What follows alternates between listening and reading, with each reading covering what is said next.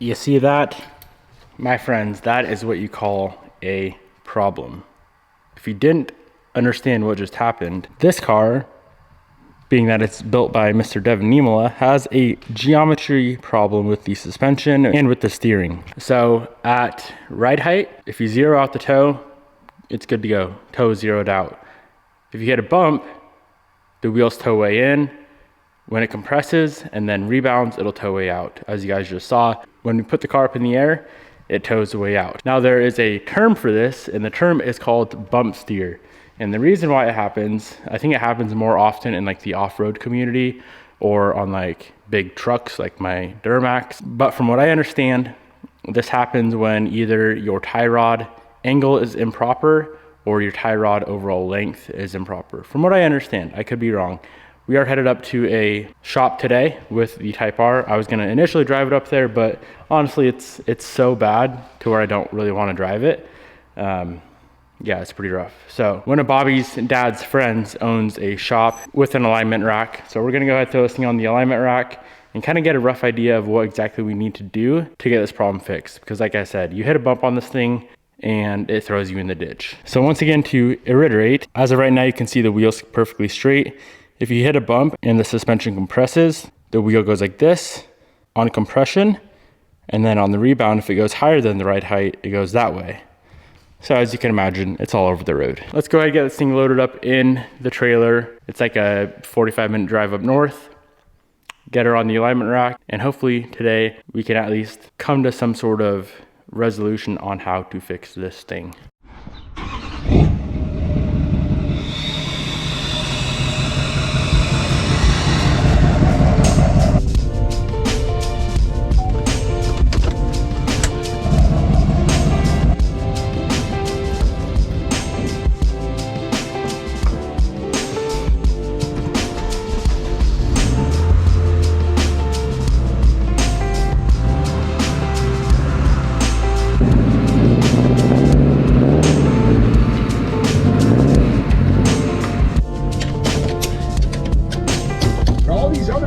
Recognize that as a problem. They recognize I'm right where I want to be.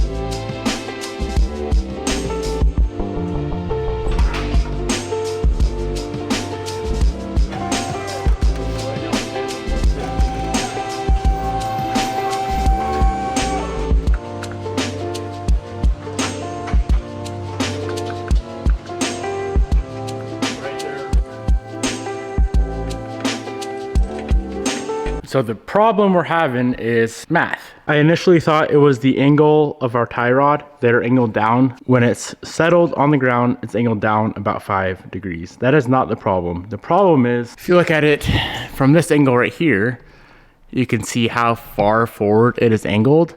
So we need to pull it back. It has to be parallel with the car. Right now it's probably angled forward, going from the rack to the knuckle, maybe 10 degrees. So there's a couple different options. Option 1 would be to cut our knuckle, extend it to right about here. Option 2 would be to bend this at more of an angle, or option 3 is something like this. These are steering rack offset extenders. They are apparently really big in the drift industry. So we would be doing the opposite of what drift boys do, because I think drift people, they would shorten this and then put their steering rack offset on there to get more angle. So the problem with extending this out is we would have way less steering response, and obviously cutting and welding the knuckle, probably not the safest thing in the world. So I think the best and easiest and smartest and least time consuming and probably the cheapest option is to go ahead and pick up a set of steering rack offset utensils. Now we just need to figure out what size we need. These ones offset it 19 millimeters. I think there's some that offset it up to like 30 millimeters. So let's go ahead and do some calculations and try to figure out what exact size we need and what thread pitch and thread size that we need.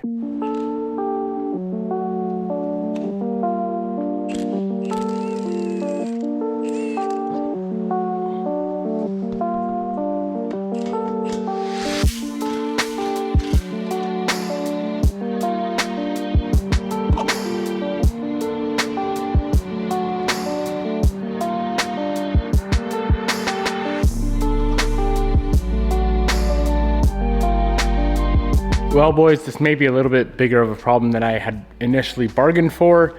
It's looking like we need about 65 millimeters of offset. I'm trying to run through all the different options and scenarios because of course the biggest offset thing that they make is 25 millimeters and we need a lot more than that. So as of right now, I am stumped. We can move the rack forward. That's weeks worth of work. We could extend the knuckle, then we'd have to run a much bigger wheel because then the knuckle hits the wheel. Or yeah, I don't know what else. So I'm gonna go home and do research and see if anyone else has ran into this problem and see if they came up with a resolution.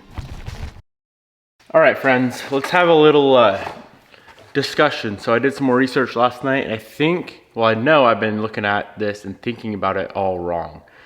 And that's okay because, you know, I'm new to all this geometry shit. And let me do some little drawings for you and show you why I'm doing this wrong and then how I'm gonna actually resolve the problem that the car is having. So it is having bump steer, but it's not because of the tie rod facing forward.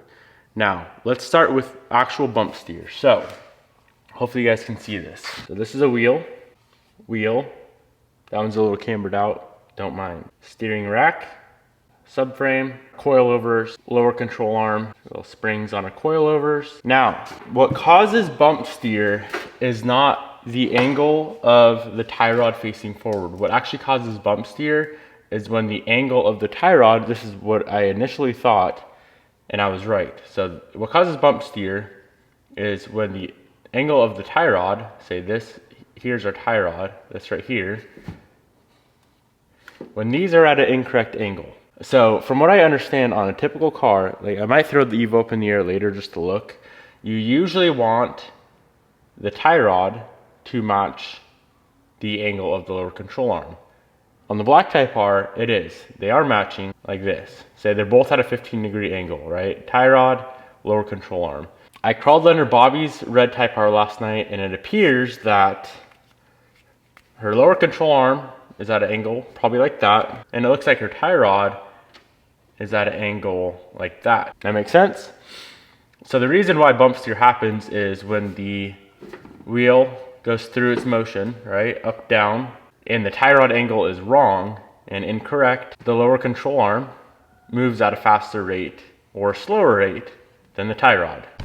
I hope that makes sense. That's bump steer in a quick explanation. Now let's talk about something else called Ackerman.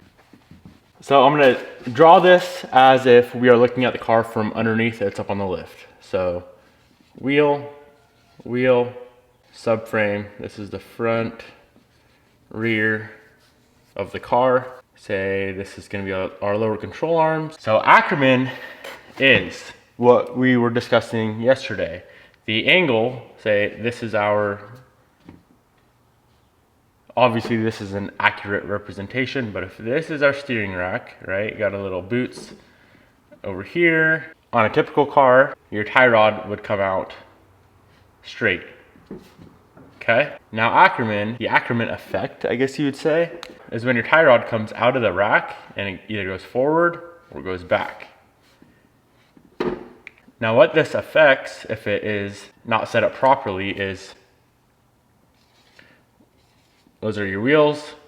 When you turn right or left, your wheels turn at a different angle. So say if we make a right-hand turn, our wheels go from this to this. This one may go to, let's say, 20 degree of toe, and this one may go to 18 degree of toe. That's a quick explanation of accrement. Now, of course, there are things you can do to measure the accrement on the car, and I hope I explained that properly. I feel like I did. I'm very new to all this suspension and geometry and steering and all that good stuff, but I did a decent amount of research last night, so I understand the gist of it. You can measure accrement. That is not what we are experiencing on the black Type R. What we are experiencing is bump steer. So here is where the red Type R comes into play. And the actual reason I bought the red Type R is just to measure some stuff. Kind of, not really. But I took Bobby's Type R to the shop this morning. So I'm gonna get this car up on the lift and take a bunch of measurements of angles on this car, specifically the angle of the lower control arm in relation to the tie rod. And if we set the black Type R angles identical to the red Type R, that should fix our bump steer issue. We may still have to correct the accrement in the future, which once again is the angle of the tie rod facing forward, but that is a much smaller issue, at least as far as when you're driving, than, in my opinion, than bump steer is. Before I pull this car off the lift, let's go ahead and measure some angles on here and then get Bobby's car up here. So this probably isn't the most accurate thing in the world, but I'm gonna use my phone. It should be relatively close. Get out of here. All right, so on our Type R, the tie rod is angling down at 10.2 degrees, and the lower control arm is 9.7 degrees. So you can see on this car, it's actually pretty close. It's a 1/2 degree difference. Now I'm very curious to see what it is on the red car. So LCA, what did I say? 9.7, okay. All right, 1/2 degree difference, 0.5. I don't know if you guys remember, but when we left last night, we left the funnel on the filler neck, and she did not take any coolant. So I know we need to resolve that. It should be an easy issue to resolve. I'm gonna replace some parts and whatnot. Thermostat, possibly the water pump. It's gotta be one of those two things, but this is a bigger issue. Our geometry.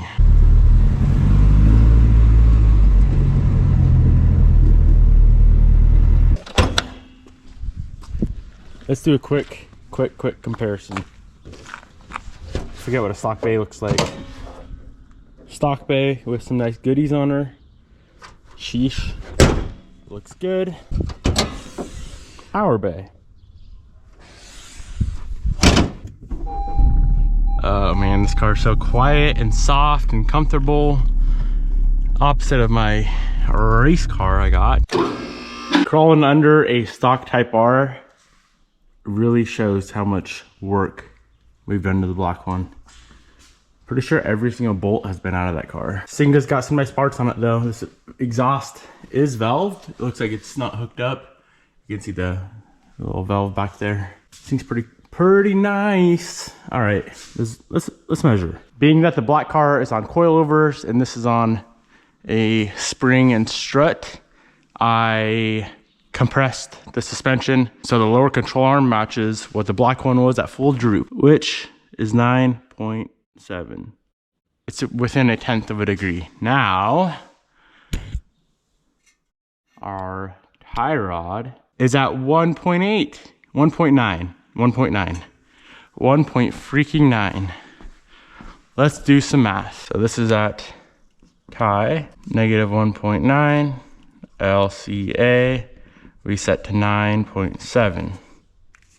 What is that difference? That difference is a 1/2 degree. This difference is too much for me to calculate. 9.7 minus 1.9. 7.8 degrees. So that means we have a difference in our tie rod angle of 7.3 degrees. That's very significant and we need to correct that. Now I did take some more measurements. I measured the height of the rack. On the black car it's 3.3 inches. On this car it's probably 1 inch. And the reason why the rack is so high on the black car is because we needed a T-case. And in order to have a T-case, you need a rack out of a CRV. Ooh, this is gonna be hard to measure. I guess it doesn't really matter. So that's why the rack on that car is so high. So 7.3 degree difference. That should be pretty easy to resolve using, they actually make bump steer kits. This is for B or Z, but something similar to this. We would just space the outer tie rod up off of the knuckle. Now, I took a little photo. Let's do a quick comparison of the forward angle of the tie rod to see if we're gonna have Ackerman issues. It's about the same, honestly. Please don't fall on me. Something like that. All right, so that is our black car. You can see it's angled forward. I would say this front portion of the outer kind of looks parallel to that line there. It looks the same. The black car is back up on the lift, so we need to space our tie rod about that much. The amount of the socket and the threads, which is gonna give us that 1.9 degree angle down like the factory Type R has. I'm just very, very stoked and thankful that I have the red Type R to go off of, because if I didn't, I would be just guessing. Honestly, I would have tried to correct the Ackerman and that would have done nothing. So I'm glad I have the red one. All right, so I got all the parts ordered up to fix our bump steer issue. Now, while we're waiting for that stuff to come in, which is gonna be a couple of days, there are two other issues, main issues that we need to fix on the car. Of course, the cooling system, which I'm gonna try to tackle right now, and then the brake system, which I wanna put a lot of focus and energy into that because obviously brakes are very, very important. So, cooling system. As you guys saw, I've tried to bleed this thing 1,000 times and it's just acting very, very suspicious. So I'm gonna go ahead, drain the coolant, pull out the thermostat. It does have the bulb boost swivel on it. With the bulb boost thermostat, I have a feeling the thermostat may be bad.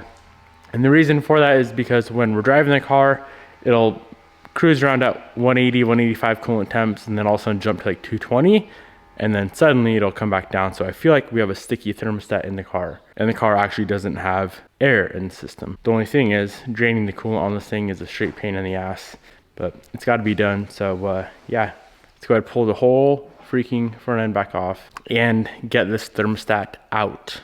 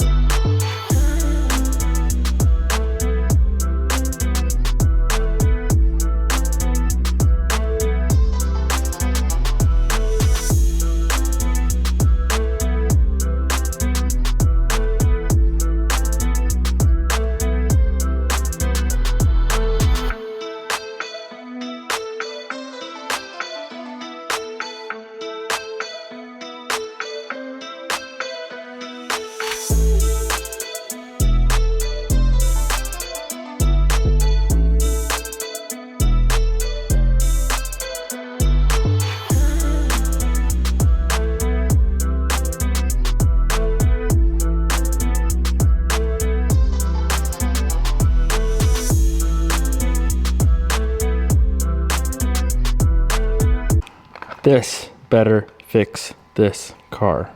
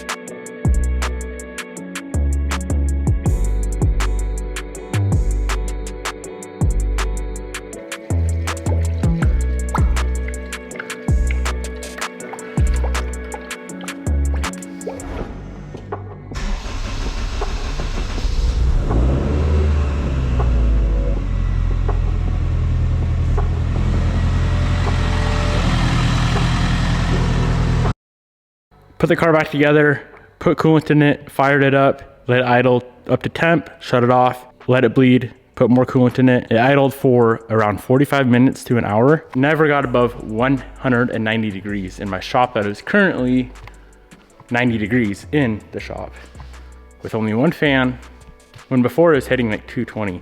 So safe to say, the thermostat that came with the bowl boost swivel neck, definitely no good. Very glad to be done with the cooling system. Man, oh man, I thought we were gonna be bleeding forever, but like I said, it only took one bleed and it's good to go. So yeah, I would go drive the car, but I had a little leak in the rear diff pinion seal. So I went to pull it out to replace it, and not a single place in Spokane carries it. So I had to overnight one, and that'll be here Monday. And I'd rather not scatter my Wago van rear diff today. But I am 100% confident that we are good to go with the cooling system. That's checked off. We can erase it from the list. My fuel cell leaks a little bit. We got to fix that one day. It's the tiniest leak in the world, so I don't care. And then as soon as the stuff comes in to fix the bump steer, this thing will be sick. Gonna wrap it up here. Hope you guys enjoyed. If your car keeps overheating, try a new thermostat, imagine that. By the way, if you have any sort of like K series swivel neck, this is the thermostat part number I put in. It is a 3866. This is a 160 degree thermostat. So a 3867 would be a 170 and a 3868 would be 180 degree. So maybe the 160 degrees helping a little bit as well. I don't really know. All I know is that it doesn't overheat now. So cool. Hope you guys enjoyed. Peace out, my good friends, and I'll see you boys in the next video.